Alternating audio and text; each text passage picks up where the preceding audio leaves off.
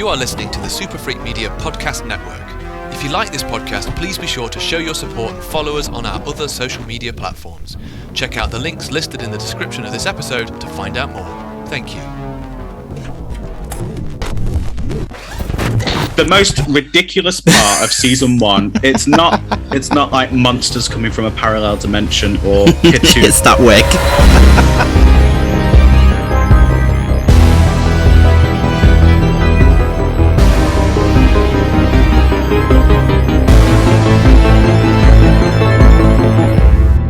Hello and welcome to a very special episode of the They're Queer podcast, the podcast where two homos look at all things queer and horror. And today we are having a flashback to the 80s and looking at one of the greatest TV shows ever made, Stranger Things.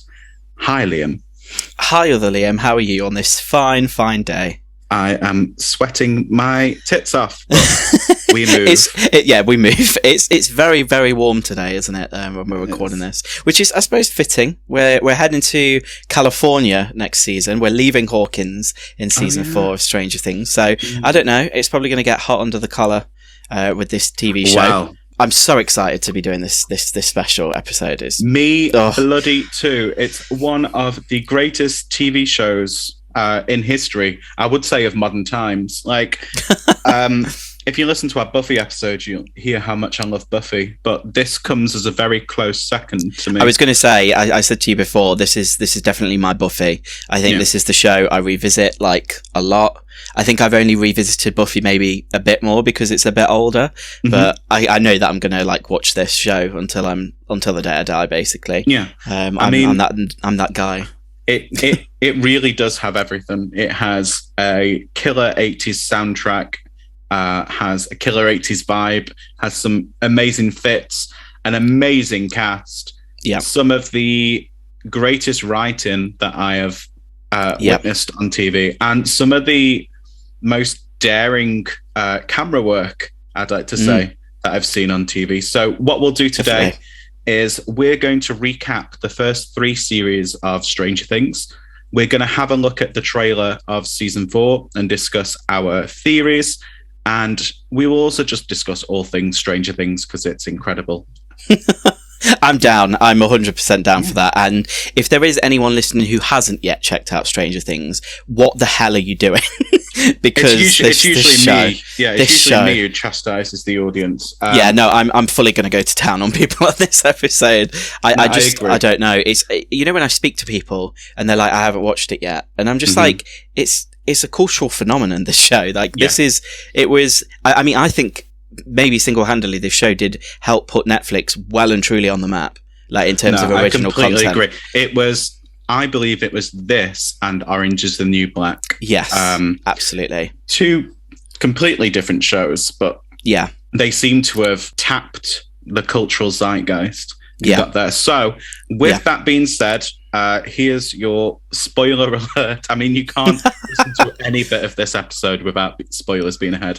And also, if anybody who is listening to this is on Stranger Things, has worked on Stranger Things, has anything to do with Stranger Things, please reach out to us. I would love to talk absolute waffle to you for hours. So, waffle. Say first pun of the podcast. We've got a waffle in there. That was amazing. Completely unintentional as well. I love that, but no, absolutely. I would also love to partake. So, do you remember the first season dropping? Do you remember how you discovered it? Yeah, I can remember. I mean, like many things I discover, it's usually through the site Bloody Disgusting. I'm like on there pretty much every day, checking out new trailers, new stuff coming out. And I can remember it. I don't know. It was kind of like rumblings that there was going to be this new drama at Netflix, and it was like it taps into Stephen King, it taps into like Spielberg vibes, Amblin, sort of like the whole kind of thing that I grew up on and loved. I mean, like, I have no shame in saying that I think the film that actually got me into horror and got me into films in general was E.T. And it terrified me as a kid, but that film holds such a special place in my heart because it was like one of the first experiences I had with my grandma and watching the film and like realizing I was watching a film. So, it was amazing to then see that we were getting this thing that was going to be set in this world. And I mean, even with my own work, I've always tried to tap into that nostalgia of the 80s. Yeah. Like, it's such a fun world to play in.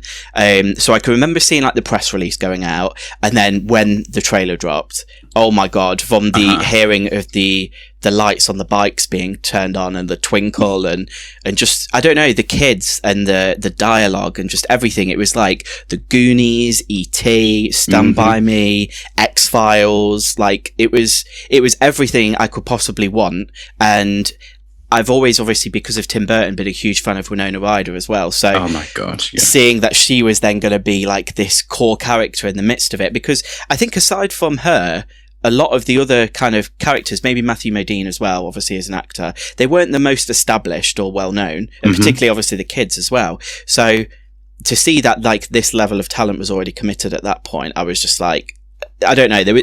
I think I knew I was going to like it as soon as I saw that trailer. I liked it from, well, before I even saw it. There was an article and it said something similar to what you said there. And it was like, if you're a fan of Stand By Me, The Goonies, E.T. and Stephen King, this show is for you. And I was like, yeah, okay. That's I don't see how you could say no to that question. Like, I mean, everyone should be fans of that. I was scrolling through the article and it was like, amongst the cast, Winona Ryder, I was like, well, if I wasn't on board before, of course I'm going to be on board for Winona Ryder. And I remember that first trailer dropping, not knowing what to expect, because even though it had all these 80s tropes, there was bits where I was just like, I don't know I didn't know what tone it was, because it was so good the way that trailer was edited, because you had those really light moments and then you saw all this horrendous stuff happen. And I thought, okay, this is going to be good. Now, I remember when it got released, I thought, I'll watch the first episode on release day. And then I'll see where to go from there. I watched the first episode, and the minute I heard those opening titles, oh my Lord, I was hooked. So before we get into it, I need to give a giant shout out to Kyle Dixon and Michael Stein for creating one of the best scores I have ever heard in my life. Their use of like nostalgic 80s synthwave in this, it's incredible. Like, standouts for me are She's Gonna Kill You. Oh, love that track. So good. Yeah, that's my favorite. And that track, if you watch X by Super Freak Media, it kind of that's it. I mean, obviously, so back in, it would have been I'm trying to think now. It was 2019. Super Freak Media celebrated 10 years online. And I mean, you can see from that film, that short film that we made where we brought back all these characters, the wraparound was essentially trying to homage Stranger Things in as many ways as we could. Like, we had the old kind of chopper bike, and we had like torches at night and walkie-talkies and all of this sort of stuff going on. So, I mean, it was so impactful to me, and it hit me at like just the right time. Like, I think if I'd have been younger, I would have appreciated it, but it was just at that like sweet spot where I think I was watching a lot of like 80s horror and sci-fi and stuff anyway in my free time to kind of educate myself. But then this kind of tapped into it and was just so like tonally great. And I mean, again, obviously you've given a shout out to the music. I completely agree. But aside from the music and the trailer and things like that, I've got to say the poster as well. And I mean, the posters consistently for every single season. I mean, I almost look forward to those as much as I do the trailers, because I mean, shout out to Kyle Lambert, the artist. Go and follow him on Instagram, because he posts great like process videos, so like you can see how he literally draws these posters. I don't know, it's when the stars align, and there's so many elements of this show that just work. Like, the production design is incredible, the acting talent is incredible, the writing, like you said, spot on, music, it just makes you feel so like warm and fuzzy. It's like nostalgia in a show. It's perfect. So before we get into our recap, do you have a favorite season? Yeah, I think it might be a controversial one. I think if I'm being honest, I really, really dug season 2. I think I don't know. There's elements of it that I don't think work, and obviously we'll get into that. But I think, when it was announced, obviously Stranger Things season 1, and I don't know about you, how you watched them when they released it. I know you said you caught the first episode on release day. I've made it a habit now that I literally either book time off work, say like no to clients on the day that it's being released, and I will binge the entire season in one day. And that's been from the start. Like I knew I was going to enjoy this show. When I knew Stranger Things season 2 was announced and it was going to be set around Halloween, I was just like, okay, you're literally gunning for me as an audience member. And I can remember I was in LA a couple of times that year, and there were just billboards everywhere for it. But it was just, oh my God, it was just gorgeous. It was like pumpkins, and there was like, in the trailer, you get to see all these like vintage Halloween decorations. And I don't know, seeing the kids dressed as Ghostbusters and Max as Michael Myers, it's just, I don't know, it couldn't be more perfect. Like, I genuinely wouldn't change a thing about this show at all. And I don't obviously say that often about a lot of the stuff that we'll kind of talk about on here. Yeah, I think season 1 is probably my fave. But season 3 for me really just knocked it out of the park. And to be honest, for its shortcomings, season 2 is still a masterpiece. I think the whole show so far, I've got a sneaky feeling that season 4 may end up being my favorite. I kind of think the same. Like, I feel it's leaning more into the horror aspects of stuff. I mean, the reveal that we've got of the villain of season 4. Oh my days. Anyway, we'll get into that. So Stranger Things season 1. So we are in a small sleepy town called Hawkins in Indiana. And did you ever watch a show called Erie, Indiana? I haven't, but I think, like after this show drops, like a lot of that stuff that even had a tenuous connection to the setting or whatever of Stranger Things, it all kind of came back into the forefront of pop culture, didn't it? So I think there was a few articles that kind of came around that time. But no, have you checked that out? I used to watch Erie, Indiana. It used to be on CBBC. Oh, but okay, we're in Hawkins, Indiana, in 1983. And we follow 4 friends who are all big fat nerds. Well, not fat, but they're all big nerds. We've got Mike, Dustin, Lucas, and Will. And they happen to be like the dorkiest yet cutest bunch of kids in the world. Yeah. So endearing. They just love to play D&D.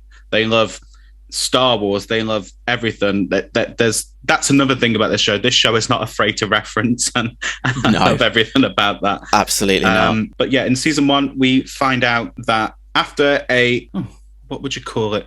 A session of D&D. I've always wanted to quest. play. Oh no, what do they call it? They call it a. Is it a quest? They call it quest, don't they? I don't know. I do want to play Dungeons and Dragons. I know. I mean, Rich, you're probably not listening to this podcast, but Richard, who works with us at superfreakmedia, he's a big D&D head, and I don't know how we've not done a D&D short film crossover thing. It's on the cards. Yeah, I want to do a D&D now. Dungeons and Drag Queens. That's what. Dungeons and Drag Queens. I absolutely love that. Oh, I think it is a campaign. Campaign, that's the one. My God, we got there eventually. So yeah, campaigns.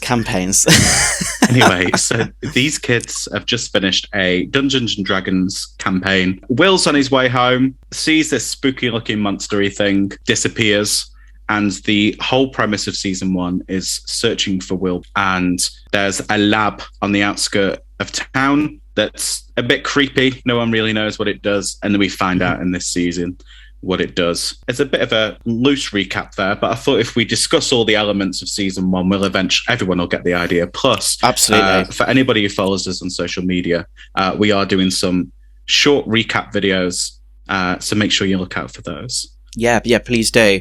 That's it, isn't it? I think it's nice. I think that all the seasons, in some way, are kind of centered. Obviously, they're centered around these great group of characters that we meet in this first series. Will's gone missing. His mum, played by Winona Ryder, Joyce, is at her wit's end, doesn't know what to do. We meet Chief Hopper. Yes, we do. Played by the wonderful David Harbour.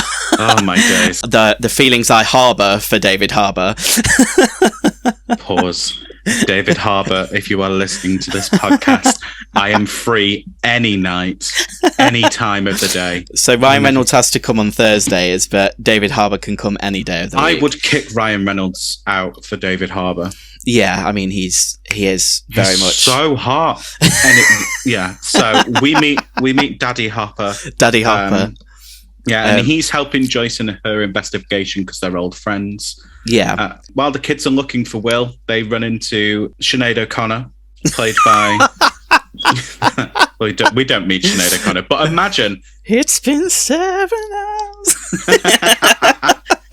So we meet 11, the character who spawned a million Halloween costumes. Yeah, I mean, I will also shout out at this point, I've dressed as 11 to go to Alton Towers here in the UK. So that was, Jesus Christ. I mean, just it's iconic, this show. Yeah, I think as well, what's great is the fact it's kind of, these stories, they're generational as well. Like we said, we've got this ragtag group of D&D guys who are obviously on this quest in real life now to find their missing friend Will. We've got his mum and Hopper on their quest to be the adults and find out the answers to everything. And then in the middle of it, we've got Nancy and Jonathan and Steve and his absolute dickhead friends in season 1. So there's a lot going on, but it all just flows so seamlessly, and you've got all these hits of pop culture along the way.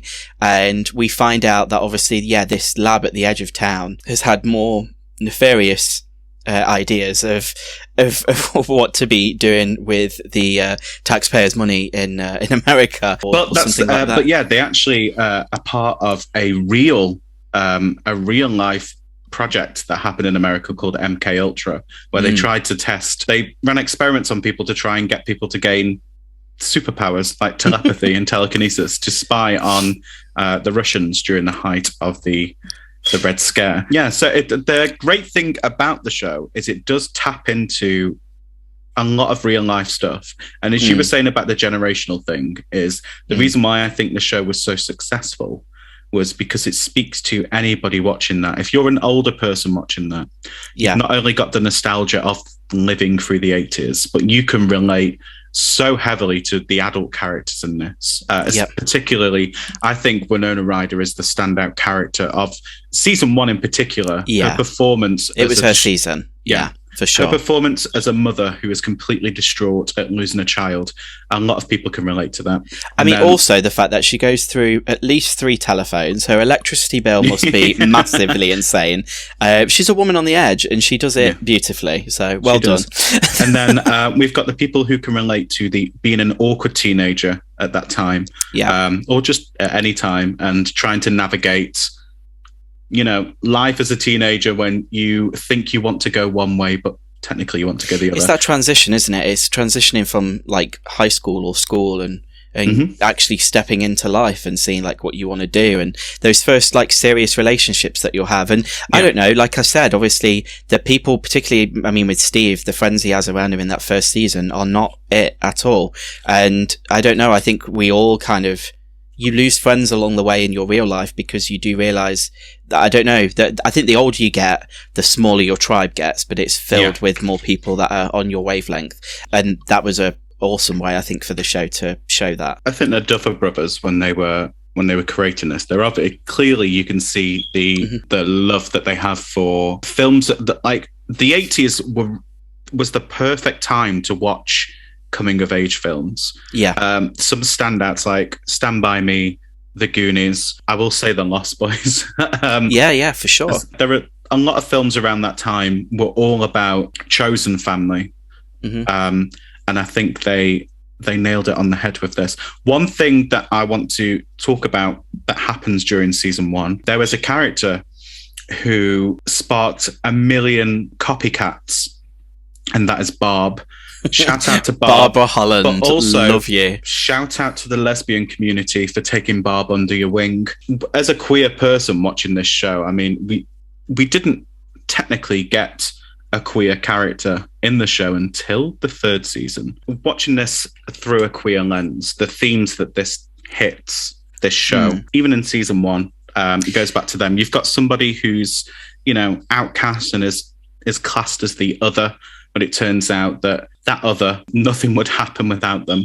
And the world wouldn't be saved without them, which is true of all queer people because we all have superpowers. Absolutely. When did you get yours? Since the day I was born. Yeah. Came out in a cloud of glitter. I did. I flew out of our shares. I know obviously we've kind of said, technically we don't get a queer character until season 3, but I am quietly under the suspicion and opinion. I mean, I don't think they've kind of concealed the fact, but I do think we are going to get a canon character who maybe is gay in the form of Will. And I mean, it is kind of hinted at a lot in the first season. I do think in season 3, Mike has a line where he said, "It's not my fault that you don't like girls." Yeah. It's funny that he's kind of the centre of all this, but he's hardly in season 1. I did very much see a lot of myself in Will, even through the later seasons as well, just because I was maybe that kid who was a little bit more like kind of quiet, and even amongst friends didn't always fit in the most, and I'd see them like doing other things, and I'd be at home like drawing weird shit, and like that's him. That's Will. Kind of saw that, and obviously he had a single mum like raising him and all of that, and it very much resonated with me a lot. So I'm kind of curious to see where they take that in season 4, because I am aware that obviously this show started and these kids were very much children, and it isn't something that they need to have figured out when they're like 10 and 11. Absolutely not. It isn't something they need to have figured out like now, but I don't know. I feel like the way that it's going to be something that's maybe touched upon maybe a little bit more in season 4. Going back to Barb, just because I had to mention her. Yes, sorry. It's all right. Going along the plot, unfortunately, Barb disappears one night. And then not only are we looking for Will, we're looking for Barb. I don't think enough energy was put into looking for Barb as it was for Will. The whole town is in uproar that Will's gone missing. And then Barb goes missing, 2 days later? Yeah. Nothing. You've got Nancy and Jonathan basically doing oh my God, I hate what they Jonathan. I can't stand Jonathan. Really? Okay, interesting. In that first season, Jonathan Byers is a big creep weirdo. He takes photos of people in various states of undress. And I get that he's supposed to be like the nice guy and everything. But yeah, I feel like in season 1, Jonathan Byers is quite unlikable. Apart from the scenes between the flashbacks we get with him and Will, which I think are really cute. Yeah, I think he's had a rough go of it, and I think he is. I don't know. He's set up obviously to maybe initially be that creepy character, but I don't know. I never disliked Jonathan. I very much disliked Steve in the first season. I think you were meant to, because obviously going into season 2. It is very much where we then get that redemption for him. But yeah, I 100% agree. Not enough resources were put down for Miss Barbara Holland. Absolutely. And justice for Barb is still a thing. Justice for Barb, yeah. Justice for Barb. So Barb goes missing, and that kind of gets overlooked, apart from by Nancy and Jonathan, who go looking for her. While that's all going on, 11 is hiding in Mike's basement, and they try to get 11 to be introduced to society. So they get a shake and go wig that turns out to be the most incredible lace front wig. The most ridiculous part of season 1. It's not like monsters coming from a parallel dimension or kids who... It's that wig. It's that wig. The fact is they just get that wig, plop it on her head, and somehow it looks like... Glued down, snatched. It literally looks like they've got Beyonce's wig artist on the show and just being like, oh, let me do that. What? Beyonce wears wigs? What? Allegedly. Hijinks ensue, and everybody is up in the air. And then Will's found. They find Will in the quarry. There's a lake, and they drag a body out. And then Joyce is like, "Well, it's not my son." And Hopper's like, "Well, it is because it looks like it." But then he's like, "I'm going to give her the benefit of the doubt because she's Winona Ryder." Yeah. Wouldn't do this for anyone else, but I am going to cut into this body because I feel then, Hopper, being the absolute angel that he is, discovers that the dummy is a masterpiece of special effects, and it's just filled with cotton wool. When you say it like this, the show seems very, very silly, but I think the way it's done, it is very good. It's very good. Amazing. It's very good. That really creeped me out. Do you know when they got that body and then he just opens Will's body up and gets all that cotton wool out? One, I don't like cotton wool, so it freaked me. No. But it really creeped me out, and it was really, really well done. I mean, the dummy that they used was incredible. So yeah, and then Hopper's like, I'm going to go to this lab, have a look around and see what the tea is. I just love that. I know he's the sheriff of the town, but he does not give a shit about anything. And he's like, I'm just going to go in here, just say what I need to say, get shit done, and then I'm just going to leave. Well, and he does. And I think that's what's maybe so attractive. Well, the thing is, he's introduced as the town drunk near enough. And then throughout the show becomes the town hunk. He punches someone in the face. I wish it was me. And then he finds the gate to the Upside Down and then gets roofied. Yeah, very concerning. And then wakes up in his house, realizes it's bugged, and was like, oh, Joyce was right all along. Yeah, she's not crazy. And then that's when they realize we need to sort out Hawkins' lab.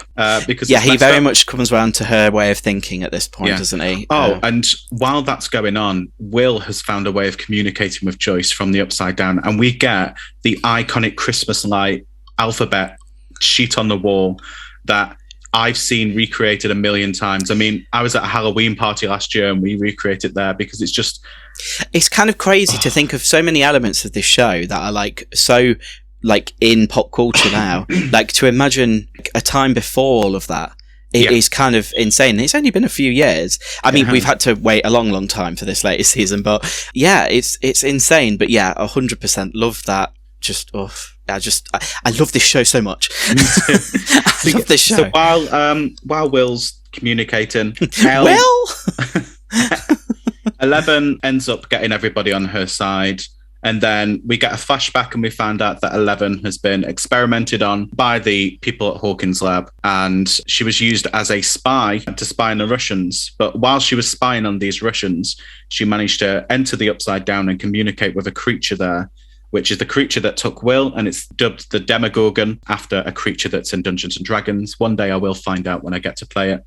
And again, hijinks ensue. Absolutely. And I mean, the finale of season 1, like where we do kind of get this epic conclusion where basically everyone then comes together. So we've said there's these generational stories happening side by side. Obviously, you've then got the group of kids coming together with Joyce and Hopper, and Nancy and Jonathan there just for good measure. And I mean, it's incredible the way that, I don't know, the way that this story does come to a close, is so satisfying, but at the same time, like, left everyone in the world wanting more. Yeah. We wanted to know what happened to 11. Obviously, Will is safe at the end of now. season 1, 11 kicks the Demogorgon's arse, but just like goes full on Dark Phoenix and disintegrates him, and then disappears herself, and we're like, oh god. And then we get a nice little teaser at the end where she's obsessed with Eggos, and Hopper leaves some in the woods, which makes us think that she's coming back. I think the Duffers did say at some point that it was initially their intention to kill 11 off at this point. And I think, obviously, massive mistake, because she is, like, I don't know, but she's synonymous with the series now, and so is Millie Bobby Brown. Obviously, after this... Don't come for us, Millie Bobby Brown. Please don't come for us. I know we're a gay podcast. I think I hear a car. I think... She's going to floor it. She's going to floor it. I can hear Charlie XCX Broom Broom playing. Beep beep. Yeah, so she's I mean, just the way that it ended, I can remember literally after my binge day of season 1 just being like, okay, I need season 2 immediately. And absolutely. I think, I'm sure it was like a week or so afterwards, Netflix were like, yeah, we're going to do season 2. All the kids were on like all of the TV shows everywhere doing like everything. And I can remember as well at that point, like there was no merch, there was no anything for it, because it was so like new. And I think obviously it was a massive gamble for Netflix. They didn't know if it would work or take off as much as it did. And I mean, I will say at this point in this episode, like, this is my confession, I am 100% that guy who collects every bit of merch I can find for this show. I worked at H&M when they did the Stranger Things collection, so I have the Hawaiian shirt with the Demogorgon face all over it. That's one thing that I want to touch on really briefly, is the design in this. The creature design for the Demogorgon was incredible to me, because it's a humanoid creature and we don't see it open its face into this weird flower face for a little while, and I was absolutely creeped the out by it. I thought it was terrifying. And the creature, and going forward, the creature design for everything, I'll touch more on it on season 3 because wow. Well, that's what's been good about this season, I think, is that every series has offered something new in terms of creatures. They all come from this demo family. So, like, obviously we had the Demogorgon, which I will say I think is legit my favourite, like, out of all of the kind of creations so far. Yeah. I did love the Mind Flayer going into season 3, but I mean, the fact that the series starts, we get this glimpse of this humanoid, demonic looking creature, but you had no idea that its face was going to open up into the deadliest looking friggin' teeth-filled petal flower thing ever and just eat your friggin' face off. Like, it was terrifying, and it was mainly obviously all done practically, wasn't it, a lot of it? Yeah. So again, they just nailed everything that they needed to nail in this series. So before we wrap up on season 1, I want to ask you, what are your standout moments from season 1? The introduction to the characters always stands out to me, and like that first episode is just chef's kiss. It's brilliant. I mean, again, I rewatched this season recently.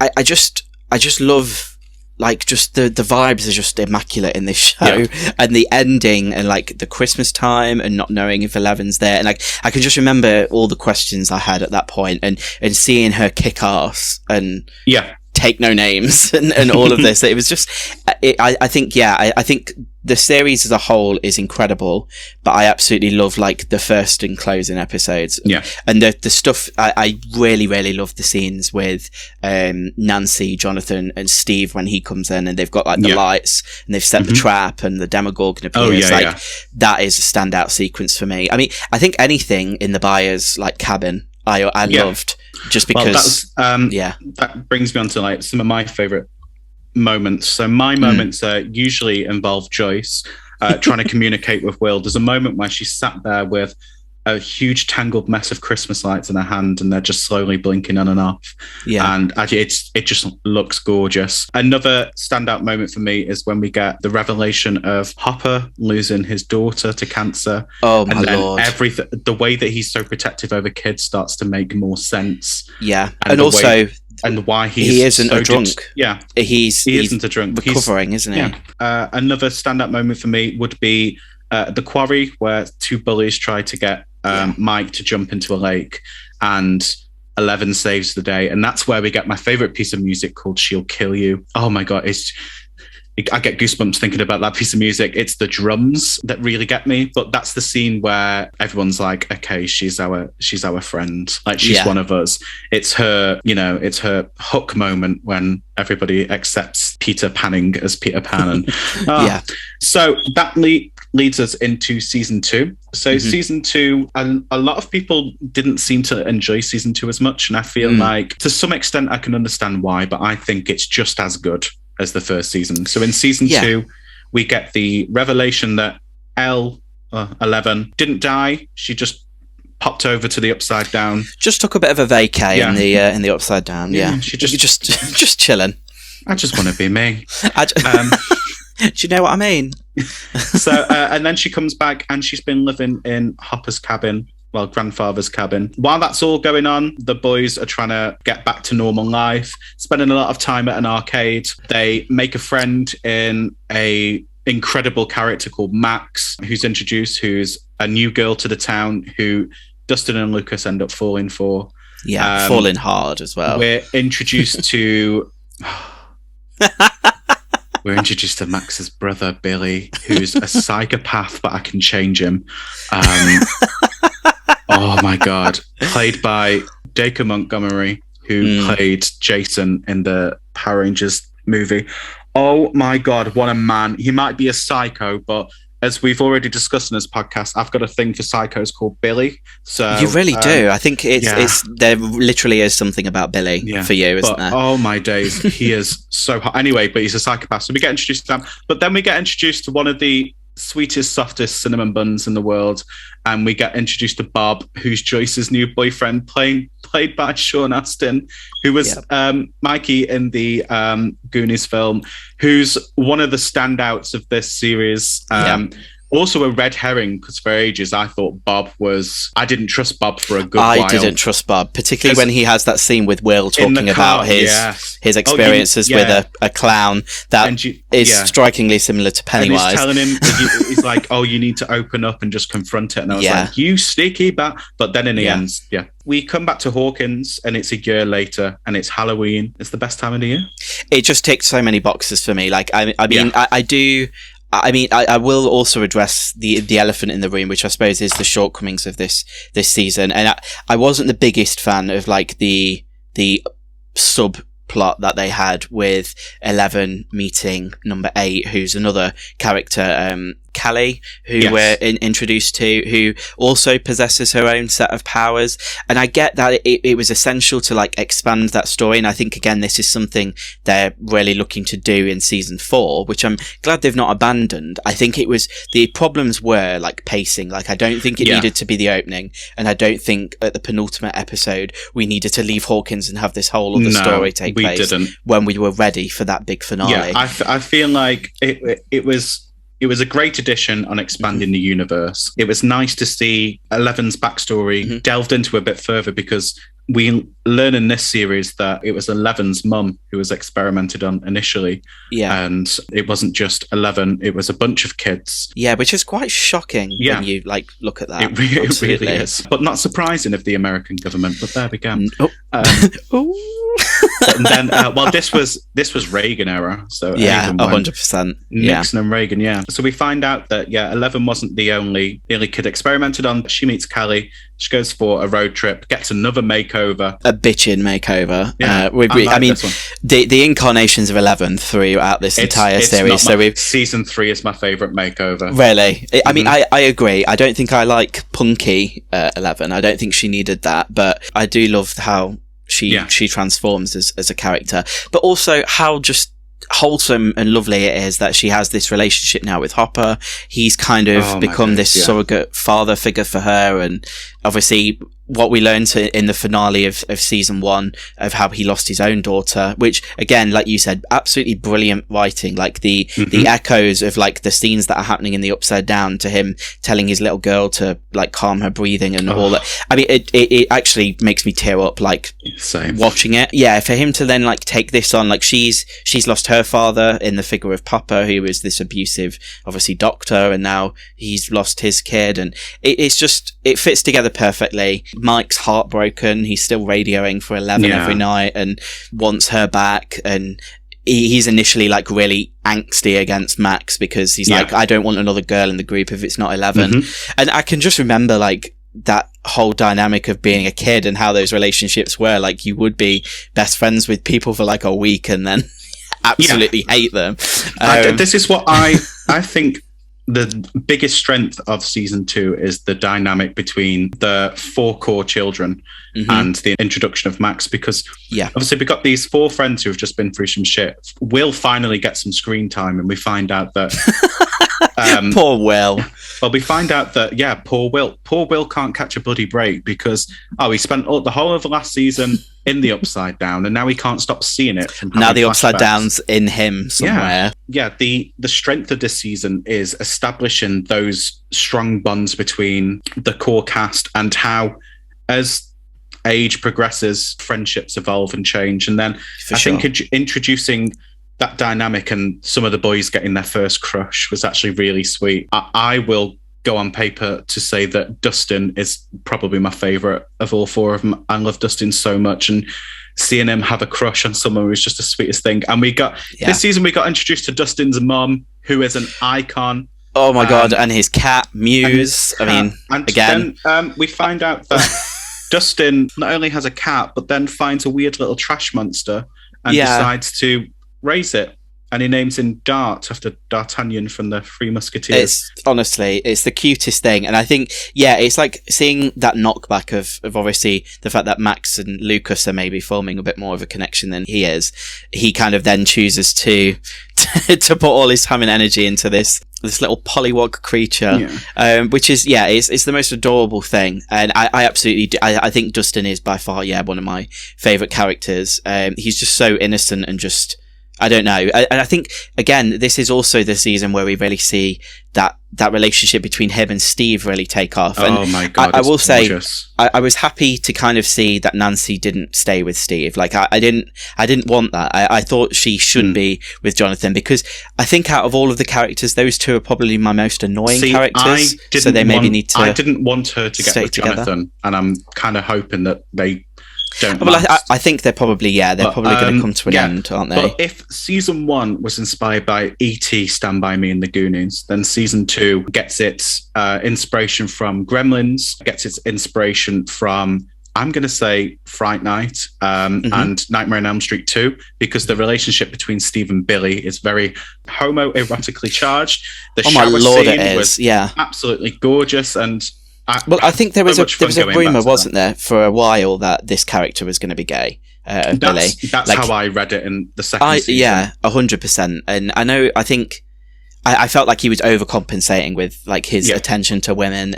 He had this like macho kind of dynamic going with Steve, and obviously he had to kind of address he was the new kid in town and top dog. But there was something sus going on there. Top. I do think, though, I didn't know whether or not it was just all us queer people just being thirsty and reaching. Oh, we just love a bad boy, don't we? You know what I mean? We were just like, yeah, okay, we like him, so he's definitely part of the crew. Halloween night is celebrated. Everything isn't rosy, as Will's obviously now noticing when he keeps dipping in and out of the Upside Down that there's this huge entity. And I mean, this is where I think you can see they got money because this, like, whereas I think I appreciate how humble and practical obviously everything was in the first season, this really stepped it up to blockbuster territory with the Mind Flayer and this cloud monster that we were getting, as along with obviously what we then learned Dart turns into a demidog, as it's called, by Dustin. So we've got these characters on a quest. Something's wrong with Will's doing his thing again. Everyone's kind of like, what do we do to save Will? Although the lab is still there, it's now being run by people who are maybe not as dark-sided as they were in one of the introductions is the new head of Hawkins lab, who it turns out that Will's been going to have tests and all that. Everything seems okay on the surface, but then we find out that under the lab, the gate has opened again and the Upside Down's trying to go right side up. And so poor Will gets possessed by the Mind Flayer, and in some the scenes where he's like having a fit. Oh my God, I know.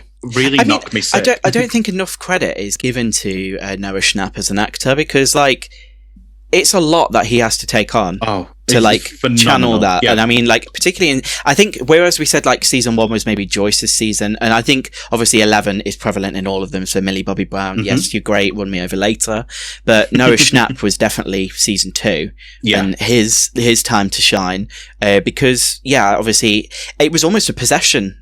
Wasn't it? Like, I mean, it was particularly the last episodes. They were like possession films. The way that they played out. There was like a full-on exorcism by fire and heat at one point. So we go a bit further along into the season. Fully possessed Will is speaking to everyone as the Mind Flayer, but is also tapping out Morse code to say, close the gate because blah, blah, blah. But everyone picks up on that because they're all nerds. Yeah. I do love that as well. The fact that there's no question that any of these characters are going to grasp these complex things that even as adults I struggle with. But these kids, they know their shit. Well, while all that's going on, Eleven's on her own, like, eat, pray, and love thing. And, she's discovering herself, just leaving them to... But then we get one of my favourite moments in the season, because I think another thing that the reunion between Eleven and Mike comes in the penultimate episode, and there's just not enough. Like we were wanting that, and as much as I feel like a build-up should have happened, I feel like there was just too much of that, and there wasn't enough disappearance. But then we get a really nice reunion where, again, 11 goes all Dark Phoenix and kills all these demodogs. It's just such a good scene. Like, I mean, seeing them all again in the Byers like house, and her just to throw this dog through the window and open the door with her mind. And I mean, again, the music is just it's incredible. I love that Mike's reaction to Hopper, like that whole scene where he just goes like crazy and he's like punching him and he's like, why did you lie to me? And you get why he did it, but it is kind of heartbreaking, isn't it? It's there's the one thing that cannot be faulted in this show at all is the performances from the young people. They are, their casting was out of this world. So well done. Every single one of them is a force to be reckoned with, I think, and I can't wait to see their careers grow and grow and grow. Yeah. But yeah, we get a confrontation at the end, like the final confrontation of 11, again, using a vast amount of power to close the gate. We lose Bob. Double nosebleed this time. Double nosebleed this time. But yeah, I was going to say, obviously, what I think you're going on to, I think what works so well about this series is the fact that you care so much about the characters. I mean, now we're going into season 4. We're still talking about Barb, who we lost. And of course, this season, we lose Bob. Oh, which my is God. Just heartbreaking. It's heartbreaking because he's so lovely, and he really is. He's so selfless, and when he's in his little Dracula costume, I love him to bits. I love Sean Astin so much in near enough everything he's been in. 50 First Dates, when he's that tank top, steroid injecting muscly guy. Obviously, as Mikey from the Goonies, because the Goonies is one of the greatest films ever made. And obviously, he plays the bestest friend in the world. Samwise Gamgee. Absolutely. And it's just, it was so nice for them to get Sean Astin for this season, because obviously he was part of the reason why the show got made. Because the film, the Goonies, if nobody at home has watched the Goonies, then please stop whatever you're doing, watch the Goonies, then press play afterwards. Because that film to me just feels like warmth and comfort, and it would just be like it's like a dream of like what your summers would be like. The ideal situation would be that you'd have the summer off school, you'd be hanging out with your friends all day, and oh my God, there's a treasure map that leads to actual treasure that we can go and discover. I mean, just the thought of it alone is, and I mean, I don't know, I think that's what I love that they hit so high, like with their expectations and their dreams and whatever of who they wanted to pull in this show, and they got it, because obviously the success of season 1 really showed like how much the public loved these characters and this idea. But yeah, they've, as the seasons have gone on, we've got some like really big players come in, haven't we? Since then, and yeah, absolutely, Sean Astin was one of them. With Bob, it has then also almost become a tradition, though, hasn't it? Like now, though, that we do have a character every season that we absolutely adore, who we then unfortunately have to see die. But in closing of this season, we go to the Snowball, which is a little high school dance. We get to hear Olivia Newton-John's Twist of Fate, one of the greatest songs ever made. I've been an Olivia Newton-John stan since I was a child because of Xanadu. I love this song. I can't tell you how much I play that song in particular. I think partly because of Catch's lip sync, but also just because the slow splits, slow splits. We get a really lovely moment of, Mike and 11 finally get a little dance together. Lucas and Max get their high school dance on, and we get poor Dustin not really having anyone until Nancy's like, you know what, I've been a bit of a drip so far. It's literally the most heartwarming moment ever of that season, but also Mike invited 11 to the Snowball back in season 1, and he promised her that he'd take her, and now he's taken her because she's now back in the real world, and it's just so lovely. And Nancy's dancing with Dustin, and Dustin's got great hair, and the way that season 2 ends is just perfection. It's lovely. But then we get to see above the high school dance, the mind flayers there looking on to tell us just creeping. You are not safe. Just creeping over Hawkins High School. Into season 3. Now it's season 3. We go back to Hawkins another year later, and we see that not everything's as it seemed, because they've got a new mall and the town's in complete and utter shit. Corporate America takes over. The way that, I mean, each season kind of like comments on stuff. Obviously season 2 we got to see more of the town, and it seemed like lovely. It seemed idyllic. And then, by all means, season 3 opens, Starcourt Mall's now the big kind of setting and big space for the show, which obviously does become featured very heavily towards the end. But we do see, I suppose the ideas of corporations taking over and getting their claws into things, and maybe that this is the turning point in the 80s where maybe things weren't so nostalgic and lovely and nice. No. And of course, we have this Russian influence now coming to the forefront, which has been alluded to pretty much since the first season as well. Yeah. One of my favourite scenes is we find out that Billy is working as a lifeguard at the local pool. And we get knew that would be one of your favourite scenes. We get the Real Housewives of Hawkins, Indiana, in Mrs. Wheeler and her three friends who I don't think we really find out full names. Yeah, no, I don't think we need to. They're just fabulous. Thirsty and thirsting after Billy. And I mean, I would be right there with them sipping a cocktail. And we find out that Billy has put his time and effort in being a to bleep that. I will, don't worry. Into being a lifeguard and shouting at fat kids. He is just like, I mean, this is it. Is like, we saw that he was a bit of a psycho in season 2. We saw like we saw a bit of an explanation as to why he was a psycho because of his home life and what he's got going on and this pressure that's on him to be this kind of person and this personality now in this new town. Mm-hmm. But there's still something which is so incredibly attractive about him, which is so concerning. I think because obviously everyone and their brother has a mullet at the moment, and I think it's because of Billy. So thank you, Billy. But Billy is responsible. I don't have one personally because no. But anyway, we find out that Mike and Eleven are an established couple now, and they spend all their time kissing one another, much too to much the dismay of Hopper, who is hopping mad. Way. Justin's just come back from summer camp where he's met a girl, but nobody believes him. He's got this little device that he's created called Cerebro, which, as a comic book nerd and an X-Men nerd, warmed my heart. We found out that Lucas and Max are still going strong, and Will's just feeling left Will's out just by being it all. Will. Yeah. Will's just doing his thing. Again, poor Will is there being forgotten about by all of his mates. I mean, this is it. Season 1, he was lost. People were trying to find him. Season 2, he's been possessed. You'd think that this summer now, season 3, they'd be clinging to Will for dear life, hoping nothing happened to him. Mm-hmm. But instead, he's kind of just being left to his own devices. He's very much not wanting to necessarily grow up. And I mean, this is a thing we have to also address on this, is the fact that with the seasons, we're seeing these kids like grow up almost real time, which is, you know, when you look at what they look like now compared to that first season, it is insane how much they've grown. I think this is why Will speaks to me so much as a character. Like, I very much love to cling to that idea of childhood and playing with my friends and being in that like, I don't know, scenario. And it is hard growing up sometimes. And I think when the actor Noah Schnapp has also spoken about the character, maybe obviously his suspected sexuality again, which what we've said is addressed a bit more in this season.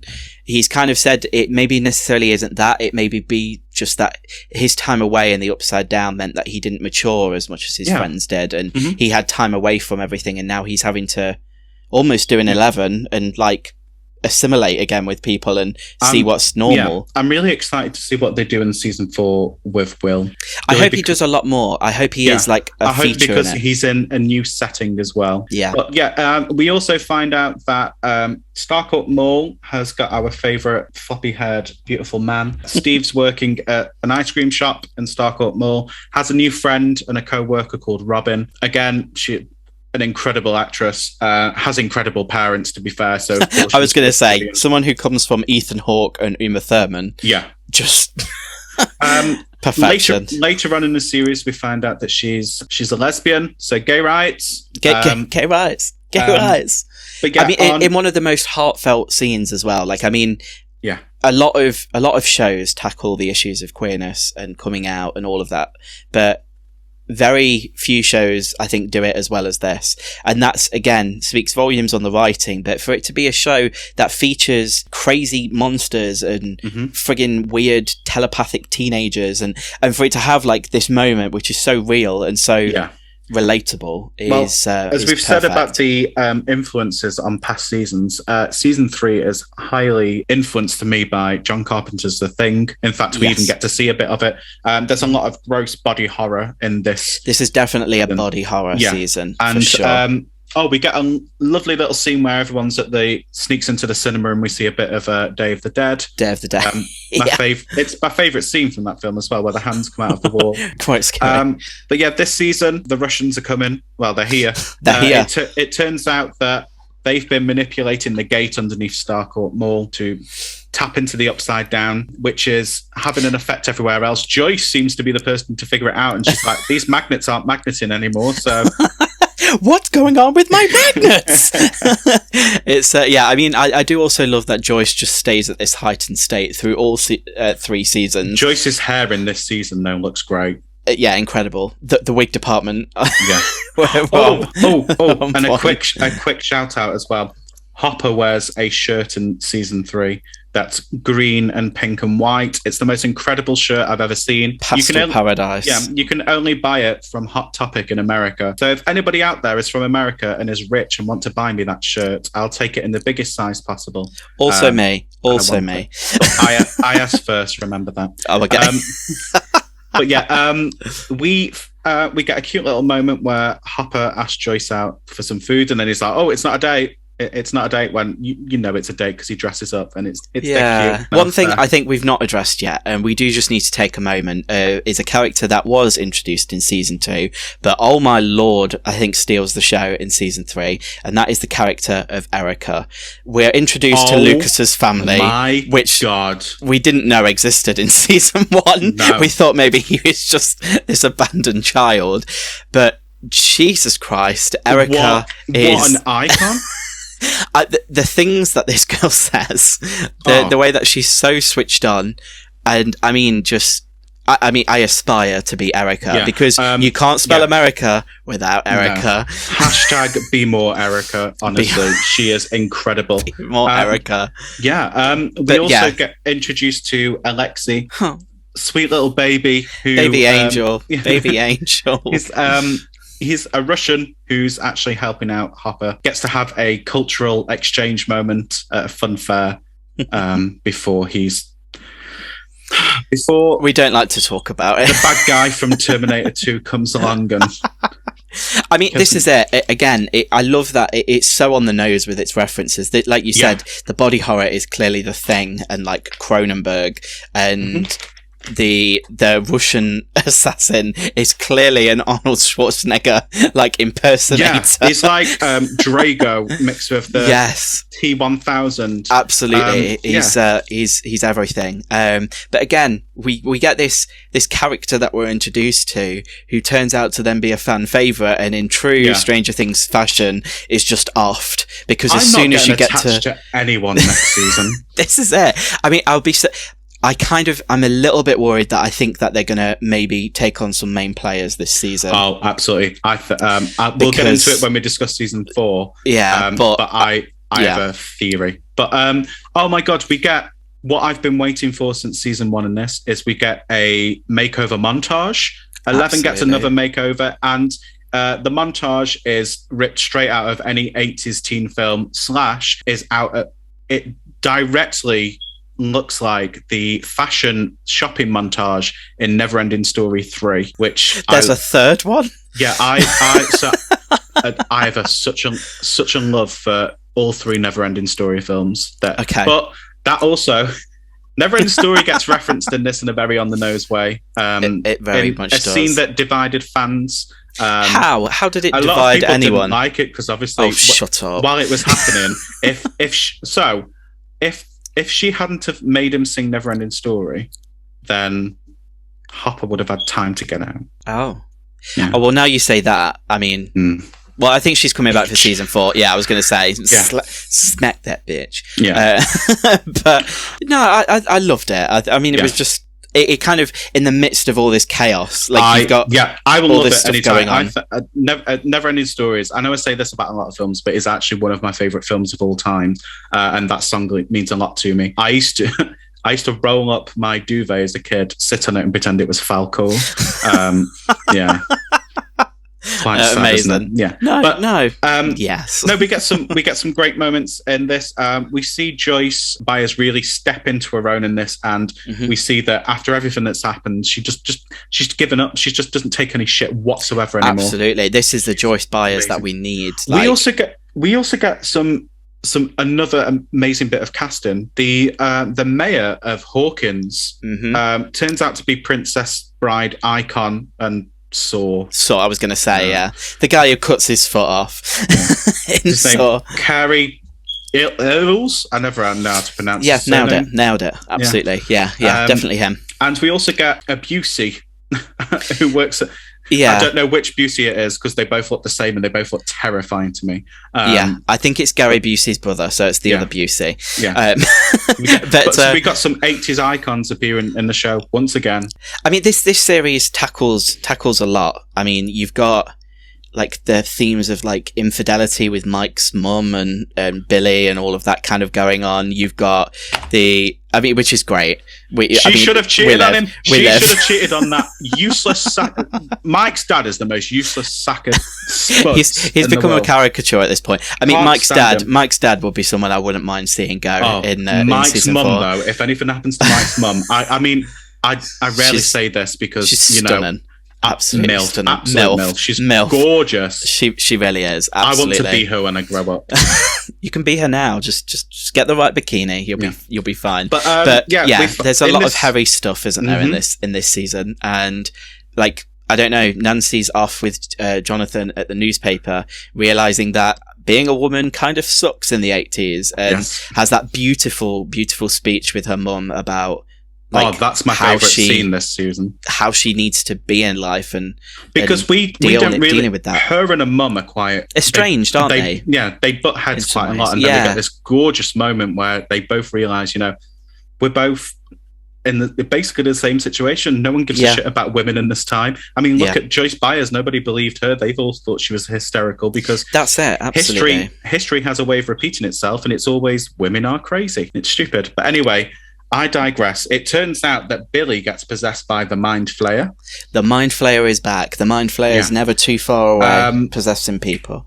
And Billy becomes our main antagonist, really, this season. And there's some. So I'm not a big body horror person, and there's just some scenes where this big floating mess of gore and teeth comes. Gelatinous glob. Vile. But yeah, season 3 really. It starts. I'd like to think that this glob came along, realised how pretty Billy was, and was like, "Do you know what? I'm not going to dissolve you, but the residents of Hawkins, I'm going to dissolve. But you can stay." But we have a resolution to the season. It all concludes at a big battle at Starcourt Mall. We find that 11 has somehow lost her powers. It never really gets. I'm hoping she's burnt out. I'm hoping it's like she's not lost them completely, but again, seems to be I'm a hoping theme. I'm hoping she just needed 5 minutes just to sub off. She just needs some echoes, then she's fine. Yeah. So we find out 11 again saves the day, but then Billy sacrifices himself in the end. We found out he's not a prick after all. He has got a heart, and it belongs to me. And he sacrificed himself to save the kids, particularly his sister, who it turns out he did actually love, even though he never really showed it. The culmination of everything that happens in season 3 is the Byers are leaving Hawkins. They're like, we have been through too much. I mean, that's it, isn't it? You always say in the horror films, like, these characters need to know when to get the hell out. And I think 3 seasons into knowing that Hawkins, Indiana is probably the weirdest place to be. Yeah. You probably would prompt you to move, but also we have this heartbreaking ending where seemingly Hopper's gone.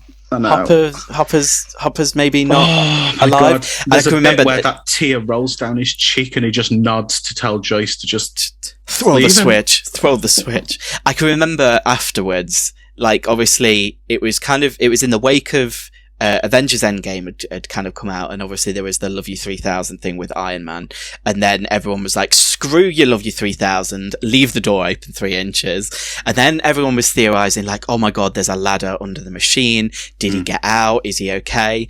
And I'm kind of glad that they did a similar thing to what they did obviously with 11 seemingly dying at the end of season 1, where the Duffer Brothers immediately were like, okay, we're going to do Stranger Things season 4. Also, here's a promo showing that Hopper is alive. I know it was alluded to at the end when we go back to Russia, and oh my god, the Demogorgons are back, which is great. But I'm glad that we got that concrete evidence that we that he was okay.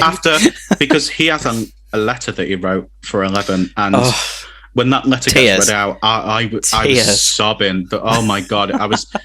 So at the end of season 3, I was an absolute mess. So I'm really glad we could get that teaser. So the trailer dropped the other day for season 4. Mm-hmm. I think it's the best trailer so far. I will say I'm very partial to Stranger Things season 2's final trailer because it has the most incredible music. Also, we got the Thriller trailer that season at Comic-Con. But I completely agree. This trailer that's just dropped. So season 3 Jesus Christ. Jumped into the horror swimming pool, shall we say. So season 3 was where it was like, right, we're going to... And season 4 looks like it's just full-on horror. We've got this allusions to like callbacks to It with this weird-looking abandoned house with all Creole house, Oh, with all these crows flying around it. I think they're demobats. I think they're going to be bats. God. This is gothic. This is gothic horror we're heading We've to, got the casting of horror icon Robert Englund, who today I found out was backing vocals on "Can You Feel the Love Tonight" by Elton John. When you messaged me this, I didn't know if it was real. I had to go on the Wikipedia. I mean, how? What? How the hell? How did this happen? And with him, was it Rick Astley? Was it Rick Astley and Gary Barlow? Yeah. What? Rick Astley, Gary Barlow, and Robert Englund in a room. I know. Singing about the Serengeti. It's incredible. What? But anyway, the casting of Robert Englund in this filled me with so much joy when it was announced, because there's no one who throws themselves into a role as much as Robert. He's got such a passion for what he does. And, we haven't covered Nightmare on Elm Street on this show yet, and we will do, because, I'm not going to spend the next however long talking about how amazing he is. But when he was cast, and it's not been confirmed if he's the villain, we see him in a trailer, but we get this. We got a trailer that was kind of like a flashback, wasn't it? And it showed the Creole house like in its heyday. I think like back in the 50s, 60s sort of time. And I do think that the young gentleman there looks suspiciously like a younger Robert Englund. So I'm thinking he's potentially going to go... I know he's playing a serial killer or a serial murderer of some kind. So I think we're going to get this guy in flashbacks. He's going to have gone on like some murderous rampage in Hawkins and now imprisoned. I don't think, and this is obviously me just saying my opinion and what I think, I don't think he is the main villain per se. I don't think he's... Well, they're calling this entity that we've seen now at the end, which is, oh my God, stunning. Vecna is the name of the villain in season 4. I don't think that is Robert Englund. I have a theory who that is. I've got a theory who Vecna is. I think Vecna is number 1. Really? Okay. Yeah. Oh, for first experiment. Wow. Okay, that's Vecna's interesting. Number 1. But the shout out to the makeup department and whoever designed and applied that, because that looks gorgeous. My theory as well is Vecna is just a shell, and when the shell opens, it's Kelly Rowland. Freddy! Freddy! And that's, and Robert Englund will be in the room and she just shouts Freddy. Yeah. Okay. See, that completely came out of nowhere for me there, so thank you for genuinely surprising jump scare with Kelly Rowland. Yeah, no, 100%. I think you're onto a winner there. If they haven't done that, then I might just consider not watching the show again. I don't know. Part of me is thinking one of two things. I don't know, because I know that there's still theories as to whether or not Papa's still alive. And we know in the world of TV, unless you see a body, a definitive body, you don't know if that person's dead. And even then, in this show, we saw a body and it was filled with cotton wool. Also that. I'm not too sure, though, whether or not there'd be some maybe connection to Billy and whether or not he's been like built in this upside down version. I'm not too sure. I think just seeing Max at the headstone, obviously this is very much going to be a show of, I know the Duffer Brothers themselves have said this is Max's season, so we've said previously, I do think there is a focus on particular characters each time round, and I'm more than happy for it to be Max's season. Me too. I love Sadie Sink. I think she's a brilliant incredible actress. And I'm excited to see but I don't know the real world effects of what happened. I feel like this season is really influenced by Clive Barker. I can see the Hellraiser kind of in the design for Vecna as well.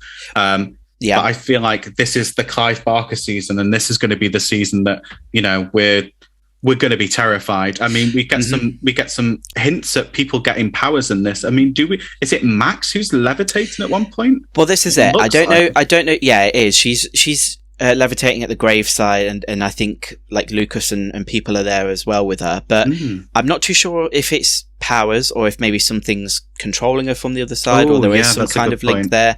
I also don't know if we're going to head into a place. The Duffer Brothers have said that now that the characters are older, they're like teenagers now, that we're very much in a place where they can face horror, as in like how we'd be used to seeing horror. And this character is very much going to be the Pinhead, the Pennywise, the Freddy Krueger of the show, which they've always wanted to do. I am already like terrified for whatever's going to happen. Terrified because it looks scary, but also we're going to see some deaths. I just feel it. Yeah, I think all bets are off. I also think, and I don't want to say it, but Dustin's been the heart of the show. They've really made Dustin be the character that you have fallen in love with, and I don't trust that at all.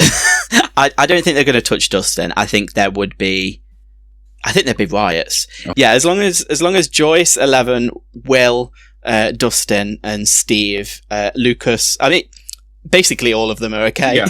I mean, plot twist, what if Vecna turns out to be Barb? Barb, yeah. That's a possibility.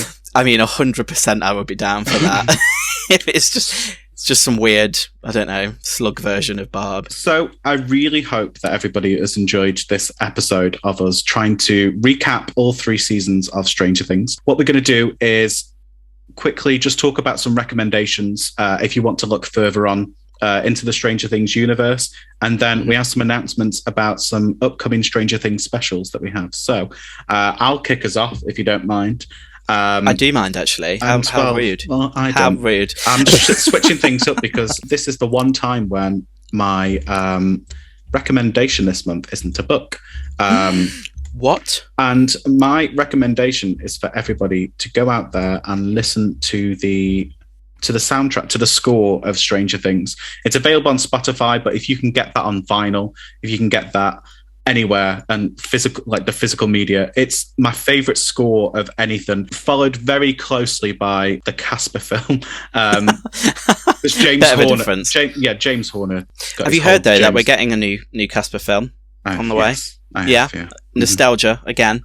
I'll see how I feel about that at the time. But yeah, please listen to it. It's Kyle Dixon and Michael Stein, and it's just, I love just putting it on and just be transported into a different world. So my recommendation, if you want to, really immerse yourself in the world of Stranger Things, is to get those scores. 100%, I agree. I mean, I say this as a person who has every vinyl. I think I have some of them on cassette as well, because, like you said, I think part of the joy is having the physical, like, media, like how absolutely. You would have had it at that time. Mm-hmm. But yeah, no, absolutely smashing soundtrack. And again, I look forward to seeing what we're going to get for next season. Because I know, although we have these gaps in between seasons, you still have the music to enjoy. Mm-hmm. And I don't know, their choice of needle drops in this show as well are just on point, absolutely on point. So yeah, good shout. I'm going to also tip things upside down. Hey. And I'm going to actually recommend a book, several books. Actually, I'm just going to recommend the complete expanded universe for Stranger Things. You've got several books to check out. There's one entitled Suspicious Minds, Darkness on the Edge of Town, which I will say is actually really, really great. It's a Hopper prequel novel, which references some of the stuff that Eleven kind of explores and sees in the cabin in season 2. There's a killer podcast called Rebel Robin, which is like the first fictional kind of drama podcast that they've put out alongside Stranger Things, which does indeed star Maya Hawke. So that's great if you want more of that character. Obviously, we absolutely love Robin. Yeah. I will say the comics, I have them, not necessarily read them. I've kind of got them more as collector's items, so they're still sealed. But I know that there's retellings of pretty much this first season, and then expanding on like summer camp adventures with Dustin and all that sort of jazz. So there's so much to see and, like, I don't know, read up on alongside the TV show. But I will actually say my 2 favourite things that I probably have associated with Stranger Things are 2 books. There's one called Worlds Turned Upside Down, which is probably the most gorgeous book that I have. It's made to look like this old, weathered battered library book, but it covers season 1 and 2, and I'm extremely hopeful that we get one for seasons 3 and 4. But it has sections on the production design, costume, makeup, creature design, the scripts, the music. It's like, it just takes a deep dive into the elements of the show that we love so much. And it's presented like beautifully. Like I'm a nerd for that sort of stuff. Like, you know, when stuff is graphically designed so lovely. Also, if you like some of the fan art that you might have seen with Stranger Things, there is also a book called Visions from the Upside Down, which is just jam-packed full of some of your favourite artists taking on their ideas and concepts of the world of Stranger Things. So again, great coffee table books if you just want to flick through and stay in that world of Stranger Things in between seasons. Definitely check those out. Nice. So, in closing, dates for your calendar is season 4 is releasing in 2 parts, available on Netflix. So, the first part of season 4 will drop on the 27th of May, with the second part of season 4 dropping on the 1st of July. If you want to hear 2 homosexuals discussing both parts of these seasons, you can listen to our Stranger Things season 4 specials. The first part is dropping on the 3rd of June, so it gives you plenty of time to watch that. And there will be spoilers, we will say. Yeah, there will be spoilers, so we're giving you a week, guys. Yeah. And the second part will be dropping on the 8th of July, so it gives you plenty of time to get that watched. Come and listen to us discuss it. We're obviously going to be going crazy over it. But yeah, thank you so much for joining us for a special episode. Thank you so much for listening. Enjoy watching Stranger Things. I really hope you've enjoyed this. You can find us on our social medias. You can find us on Twitter at I sounded like an alien from Mars Effect. You can find us on Twitter at They're Queer. Quite simple. Just all one word, They're Queer. And you can also find us on Instagram at They're Queer Podcast, all one word. And our own personal socials are in the bio as usual. It's all linked. It'll all be linked down below. But yeah, definitely come say hi. We'd love to chat about Stranger Things. And if you didn't know, we absolutely love this show, and we cannot wait for season 4 to drop. So, woohoo! Until next time, remember that closets were not made for people. They were made for monsters and babysitter killers. Mwah. Goodbye now. Bye. Dun, dun, dun, dun, dun, dun, dun, dun, dun.